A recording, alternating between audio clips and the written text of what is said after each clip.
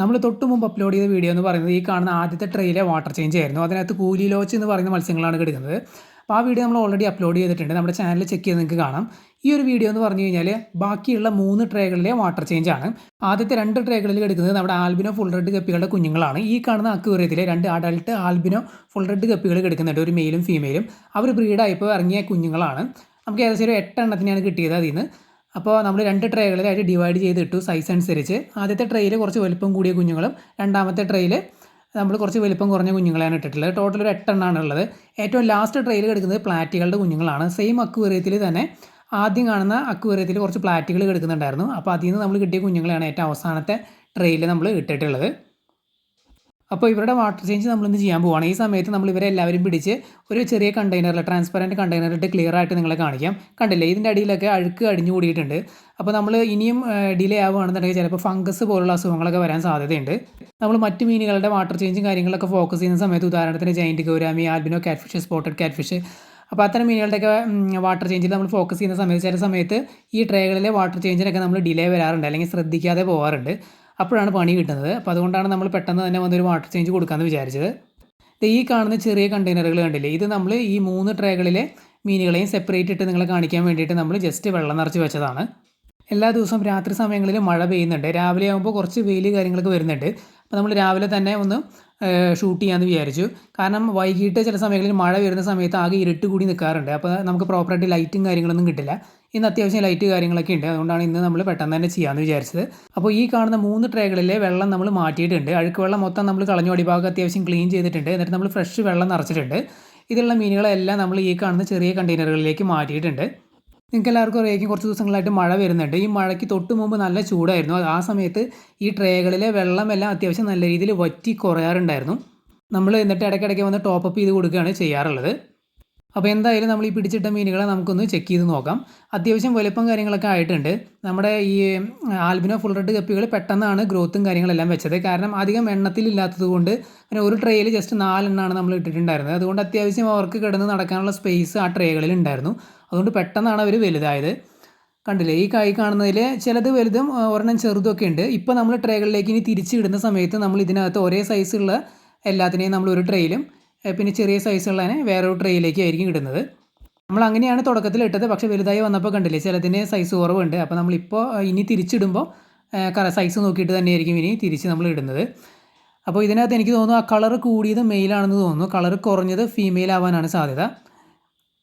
എന്തായാലും നമുക്ക് 8 കുഞ്ഞുങ്ങളെയാണ് കിട്ടിയത്. നമ്മൾ കുറച്ച് നാൾ മുമ്പാണ് ഈ ഒരു ആൽബിനോ ഫുൾ റെഡ് ഗപ്പികളെ ഒരു പെയറിനെയാണ് നമ്മൾ വാങ്ങിയത്. പെയറിന് എനിക്ക് തോന്നുന്നു ഒരു 80 രൂപയ്ക്കാണ് ഞാൻ ഒരു അക്വേറിയം ഷോപ്പിൽ നിന്ന് വാങ്ങിയത്. എന്നിട്ട് നമ്മൾ നമ്മുടെ ജാവ ഫേൺ വളർത്തുന്ന അക്വേറിയത്തിലാണ് ഞാൻ ഇട്ടത്. അധികം താമസിയാതെ പെട്ടെന്ന് തന്നെ ഒരു ബ്രീഡായി. അപ്പോൾ ബ്രീഡായിട്ട് ഇറങ്ങിയപ്പോൾ കുറേ കുഞ്ഞുങ്ങളുണ്ടായിരുന്നു. പക്ഷേ നമ്മൾ കളക്ട് ചെയ്യുന്ന നേരത്ത് നമുക്ക് ആകെ 8 എണ്ണത്തിനെയാണ് കിട്ടിയത്.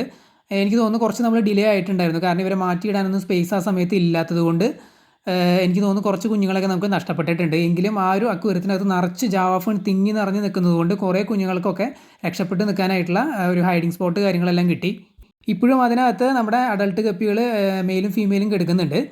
അപ്പോൾ അവർ ഈ ഒരു ബ്രീഡിങ്ങിന് ശേഷം പിന്നെ അവർ ബ്രീഡായിട്ടില്ല.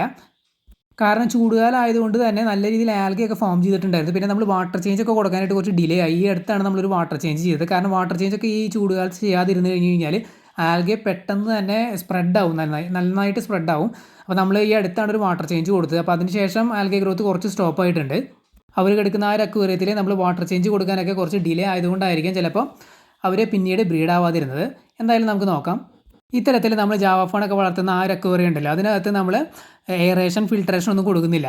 അപ്പോൾ നമ്മൾ ഫ്രീക്വൻ്റ് ആയിട്ട് തന്നെ അതിലത്തെ വാട്ടർ കാര്യങ്ങളെല്ലാം ചെക്ക് ചെയ്യണം. നമ്മൾ കുറച്ച് ഡിലേ ആവാറുണ്ട്. കാരണം വെള്ളം ചിലപ്പോൾ പെട്ടെന്ന് തന്നെ അസിഡിക് ആവാൻ സാധ്യതയുണ്ട്. കാരണം പ്ലാന്റ്സ് മാത്രം നിൽക്കുന്ന ഒരു അക്വേറിയം ആണെങ്കിൽ പോലും അതിനകത്ത് വെള്ളത്തിൽ ചെറിയ വ്യത്യാസങ്ങളൊക്കെ വരാൻ സാധ്യതയുണ്ട്. കാരണം പ്ലാന്റ്സ് മാത്രമായിട്ട് വളർത്തുന്ന അക്വേറിയത്തിലും നമ്മൾ 2 ആഴ്ച കൂടുമ്പോഴൊക്കെ ഒരു 50% വെള്ളം മാറ്റി കൊടുക്കേണ്ടതാണ്.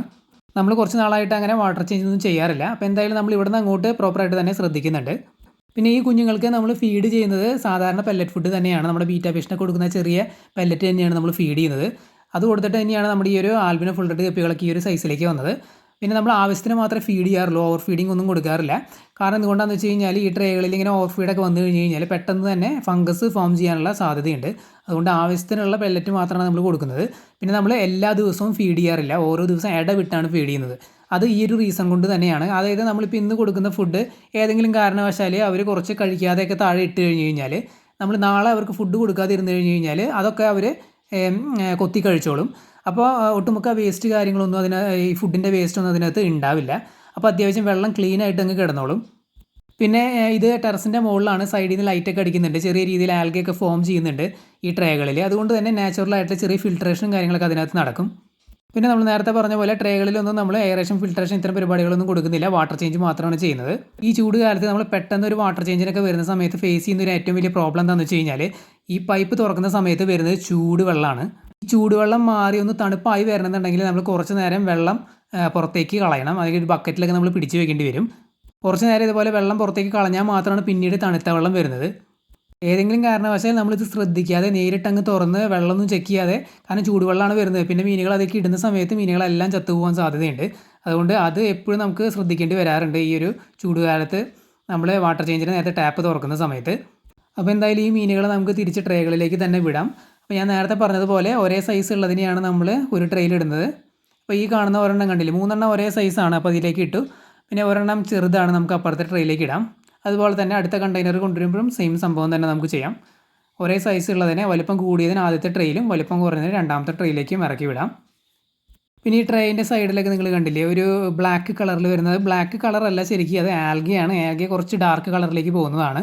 അതൊക്കെ ഇവർ കൊത്തി തിന്നുന്നത് കാണാം. അതുകൊണ്ട് അത് വല്ലാതെ ഉരച്ച് ക്ലീൻ ചെയ്യേണ്ട കാര്യമൊന്നുമില്ല, അത് അങ്ങനെ നിൽക്കുന്നത് നല്ലത് തന്നെയാണ്. കാരണം ഞാൻ നേരത്തെ പറഞ്ഞ പോലെ ചെറിയ രീതിയിലുള്ള നാച്ചുറൽ ഫിൽട്രേഷനൊക്കെ ആൽഗെ ഉണ്ടെങ്കിലും നടക്കും.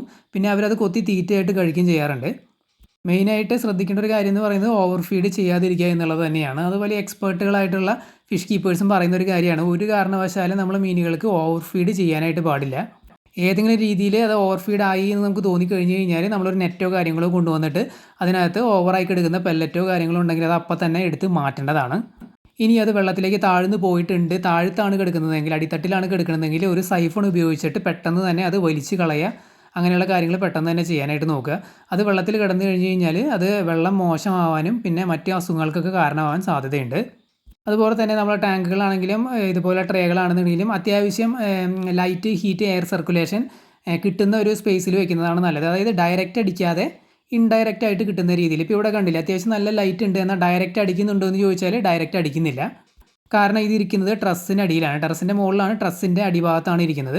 സൈഡിൽ നിന്ന് അടിക്കുന്ന ലൈറ്റാണ്. ഈവൻ സൈഡിൽ നിന്ന് അടിക്കുന്ന ആ ലൈറ്റ് ഉണ്ടായിട്ട് പോലും കണ്ടില്ല, ഇതിനകത്ത് ആൽഗെ ഫോം ചെയ്യുന്നുണ്ട്. ഡയറക്റ്റ് അടിച്ചു കഴിഞ്ഞാൽ നല്ല രീതിയിൽ ഫോം ചെയ്യും. മാത്രമല്ല അത് മീനുകൾക്ക് വളരെയധികം സ്ട്രെസ് ഉണ്ടാക്കുന്നൊരു സംഭവമാണ് ലൈറ്റ് ഡയറക്റ്റ് അടിക്കുന്നത്. ചില മീനുകളുടെയൊക്കെ കളർ ഫെയ്ഡ് ആവാനും ഒക്കെ ഈ ഡയറക്റ്റ് സൺലൈറ്റ്, അതായത് നല്ല ഇൻറ്റൻസ് ആയിട്ടുള്ള ലൈറ്റ് വന്നു കഴിഞ്ഞ് കഴിഞ്ഞാൽ കളർ ഫെയ്ഡ് ആവാനൊക്കെ സാധ്യതയുണ്ട്. അതുകൊണ്ട് തന്നെ നമ്മുടെ ഫിഷ് ടാങ്കുകളൊക്കെ ലൊക്കേറ്റ് ചെയ്തിരിക്കുന്ന ഒരു പൊസിഷൻ ഉണ്ടല്ലോ, അതും വളരെ ഇമ്പോർട്ടൻ്റ് ആണ്. മീൻ വളർത്തുമ്പോൾ നമ്മൾ കുറേ കാര്യങ്ങൾ ശ്രദ്ധിക്കേണ്ടതുണ്ട്. അപ്പോൾ നമ്മൾ 1-2 കാര്യങ്ങളൊക്കെ കറക്റ്റാക്കി, എവിടെയെങ്കിലും ഏതെങ്കിലും ഒരു സൈഡിൽ നമ്മൾ ശ്രദ്ധിച്ചില്ല, അല്ലെങ്കിൽ അവിടെ പിഴവ് പറ്റി, അത് മതി മീനുകൾ ചത്തുപോകാനായിട്ട്.